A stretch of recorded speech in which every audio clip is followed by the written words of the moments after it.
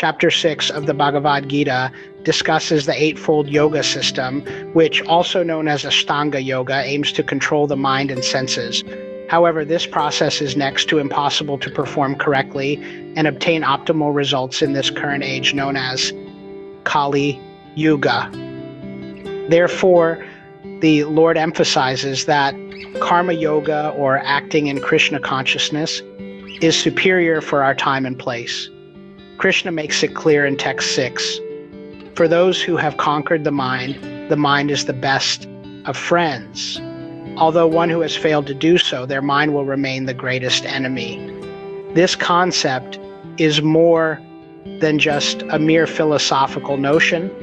Without control over the mind, the path to true happiness merely becomes a superficial display, rendering it futile.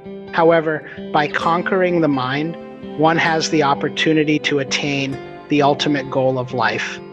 Arjuna seems to be even more perturbed at this point, though.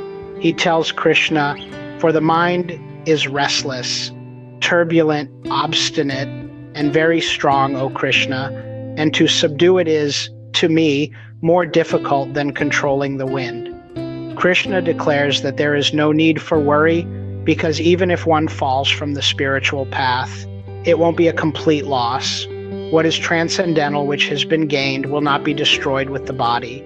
The basic principle of self-realization is knowledge that the living entity is not this material body, and that true happiness is transcendental beyond both body and mind. The body can be thought of as a chariot, the senses are the horses, the mind is the reins, the intellect is the driver, and the soul is the passenger. Now picture a ladder. This ladder is not one of physical elevation, it is of spiritual ascension. Our journey begins at the first rung as a neophyte, mechanically following the rules. Here we are seekers yearning for understanding, thirsty for knowledge. As we ascend, we begin to quench this thirst. Our understanding deepens and we step onto the next rung. As we climb, our consciousness expands. We begin to see that all actions are offerings in service to Krishna, the ultimate benefactor. Through this realization, we find ourselves not just climbing the ladder, we are now in constant loving service to Krishna.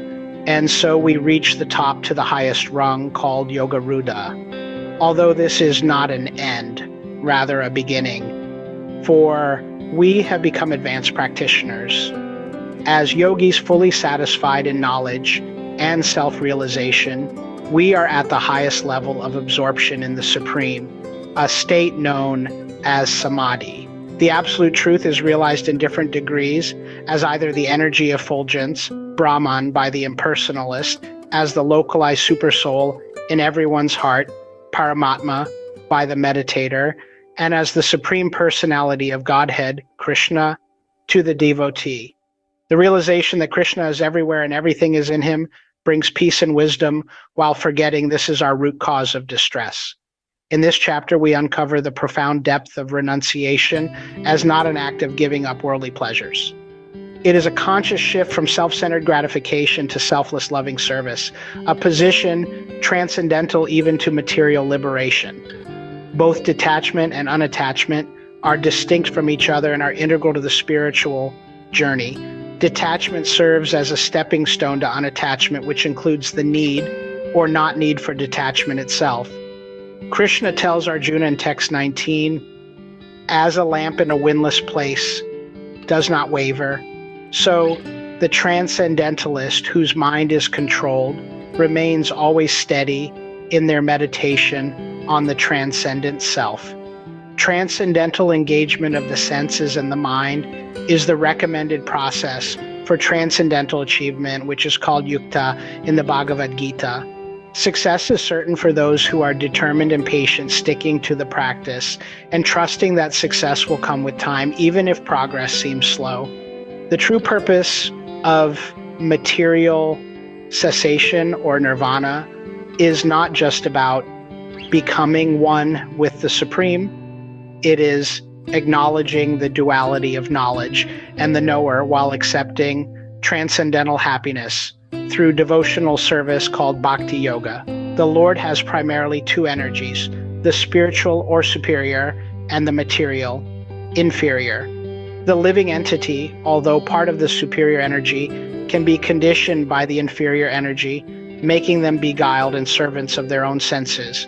Intelligence is supposed to direct the mind, although the mind is so strong that it can and often does overcome intelligence. Whether serving the material senses or the Supreme Lord directly, all living entities, although in different situations, in all circumstances, remains the servants of God.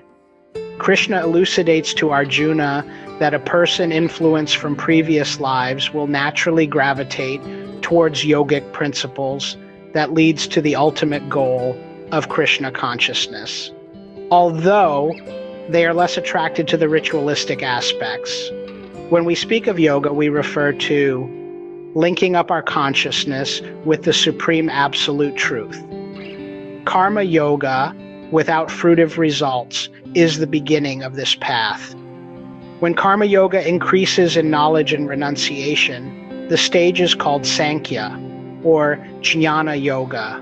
When Jnana yoga increases in meditation by different physical processes, and the mind is on the supersoul, it is called Ashtanga yoga.